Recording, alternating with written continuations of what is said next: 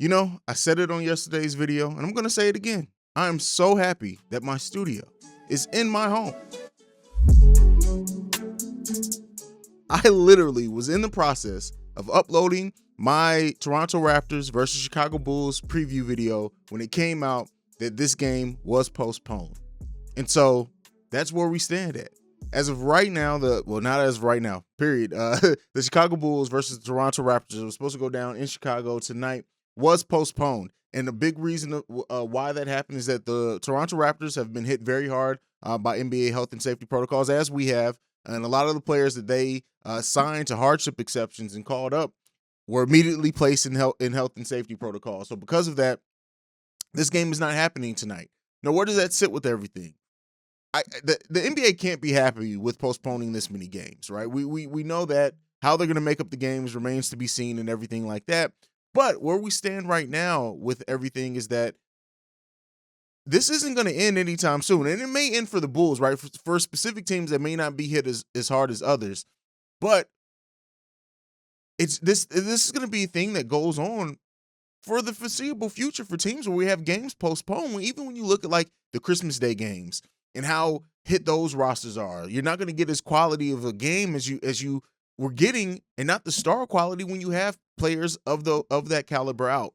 Now, I don't want to turn this into that. Maybe I'll do a live stream tonight in place of the after game show, and we'll talk about like NBA and everything like this. But Adam Silver has said they're not going to be stopping play anytime soon. Now, postponements of games is big enough, right? That hurts enough for the NBA. But the NBA is not trying to lose a lot of money, and that's not to say that that's the right thing or wrong thing. I'm not getting into the politics of that, but just that's the reality of it, and that's where we stand right now as a league going on. Now, for the Bulls, this gives us a chance to get more players healthy. We know we just got Troy Brown Jr. out of health and safety protocol. Zach LaVine was supposed to miss this week. Now we go another game.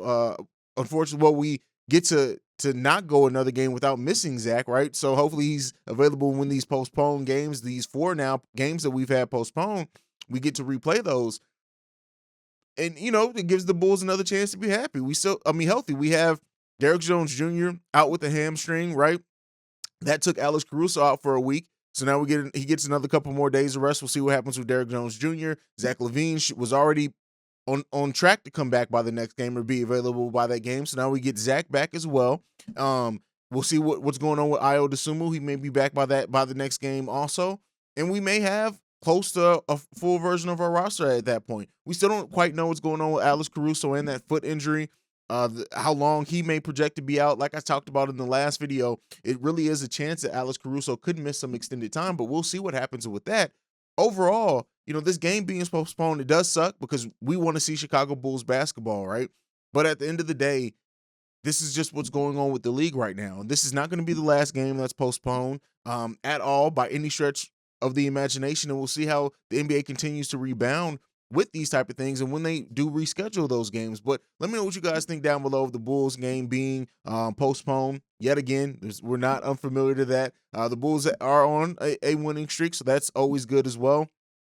We'll just see. We'll see what this does. This gives the team, the fortunate part about this, right, is that the team is able to practice. The team before, when we had our week of postponed games, the team really wasn't able to come together and practice. The Bulls can still have their practices, still work on chemistry and things like that, and we'll see what happens and how good this team looks in their next game. Now, looking at the Bulls, coming up schedule again, this is, God forbid, any more postponements.